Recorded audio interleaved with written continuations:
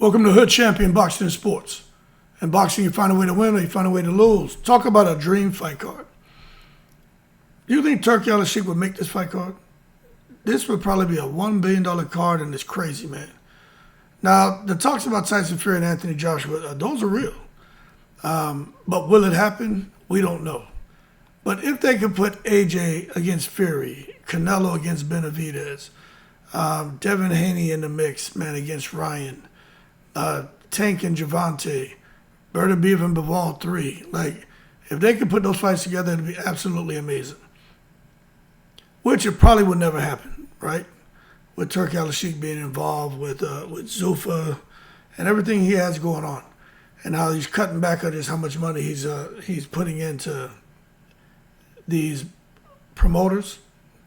He wants to focus on himself and his business, you know what I'm saying? But let's just say Fury and Anthony Joshua happens. I think that's a realistic fight that can happen. Turki Al-Sheikh doesn't have to be involved with that. But who wins? With Tyson Fury, you got elite movement for a guy who's 6'9". He has IQ, he has adaptability. He can switch styles mid-fight. Tyson Fury can do a lot. He's a Swiss Army knife in the ring. With AJ, explosive combinations, physically imposing, improved patience in recent fights, and he has fast hands and he has freakish power. But as far as weaknesses, Fury can be inconsistent and clown around too much. And he's vulnerable in trading. Sometimes he'll start training and reaching with those long arms, and he can get caught. For Joshua, though, the chin. And if he gets under pressure and he gets hurt, he has a tough time recovering. Because if he gets hurt by Tyson Fury, Joshua will hesitate.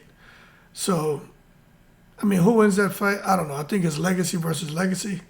I got AJ winning, but to be honest with you, Fury, he's gonna try to outthink him, try to outmaneuver him.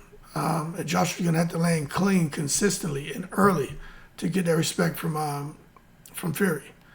But I would say years ago, I probably think Fury by late decision. But right now, and back then it's because I thought he was more adaptable, better at controlling the pace. But right now, I got AJ beating him and knocking him out cold. That's just how I see it. AJ is just, you can see Tyson Fury's not the same. He doesn't even have the same pop on his shots that he had in those Wilder fights. I don't know what happened to his power. But I just think AJ still fresh, sharper, more skillful, and seems to be, really focused on boxing and being great. But I got AJ winning, and probably by knockout.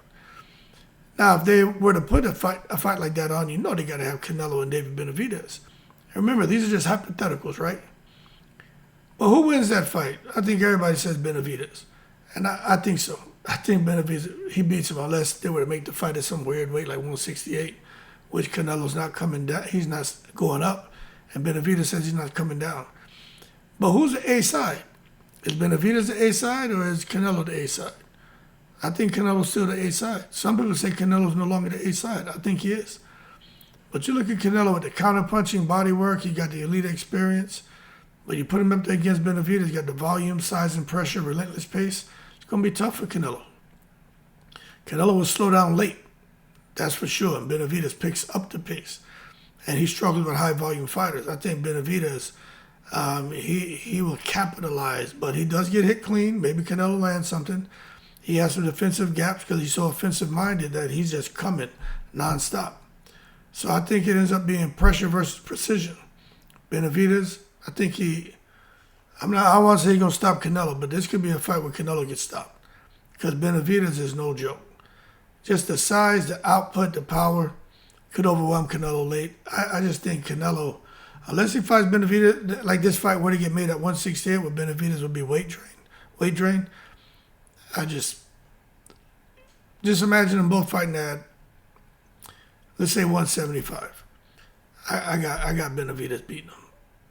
I think he destroys Canelo. The only way Benavidez could lose that fight possibly is coming down all the way to 168 where you could tell that's just not somewhere where he wants to be at.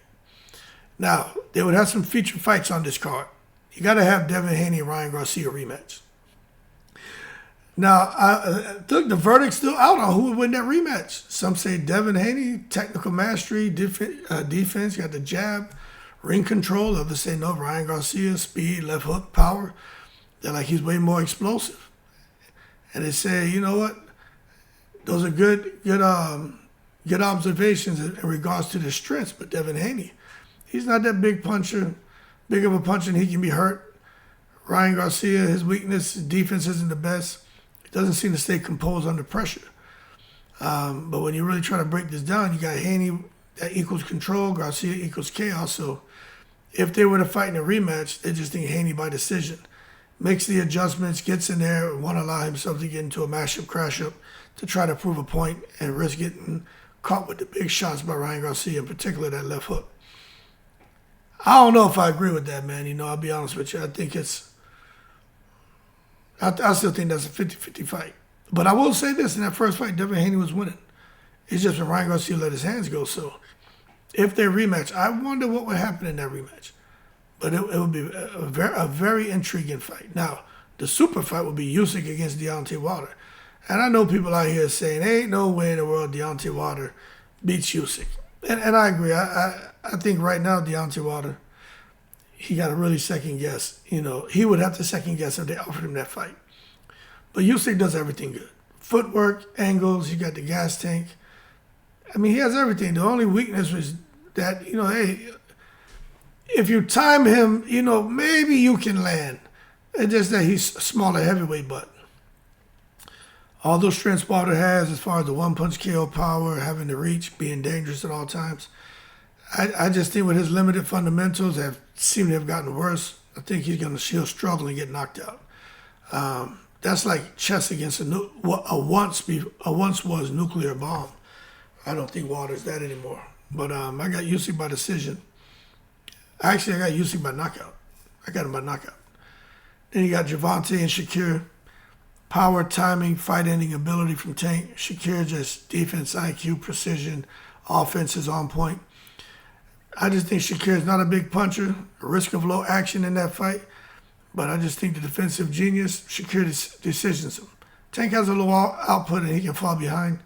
I just think Shakir by decision. Tank, you can say he's one punch away, but I think he'll be so frustrated in there with a guy like Shakir Stevenson. Then you got Benavidez and Bivol. That would be the trilogy. Benavidez is just knocking people out. Got that pressure, got that strength. But Bivol, discipline, defense, footwork, high output combination, man. He's amazing. He just lacks finishing power. And Benavidez is not young. He's old. He can be outboxed. I think Bivol gets a decision if they had a trilogy. I think it would be, I ain't going to say it'll be easy, but I think he wins. But just imagine if they made this dream card. I mean, you're talking about estimated budget, I think like $600 million, probably to $1 billion. Fury and Joshua, you're talking about $200 million. Canelo and Benavidez, now you're talking about $150 million. Tank and Shakir is $100 million. Yeah, it could be up to $1 billion, man. Wilder and Usyk probably, that's a lot of money for Usyk. Wilder won't get that much. Probably 100-something million for Usyk, and Wilder a lot lower. Haney Garcia, both of those guys probably want 30, 40 million apiece. And Benavidez and Bivol both could probably want something like that or more. But the bottom line, you're talking about a $1 billion fight card or maybe more. And as far as who could fund it, I mean, we already know. Only people who could fund that would be the Saudi-backed mega events like Turkey Al-Sheikh. We know when Turkey's in the house every day is Thanksgiving.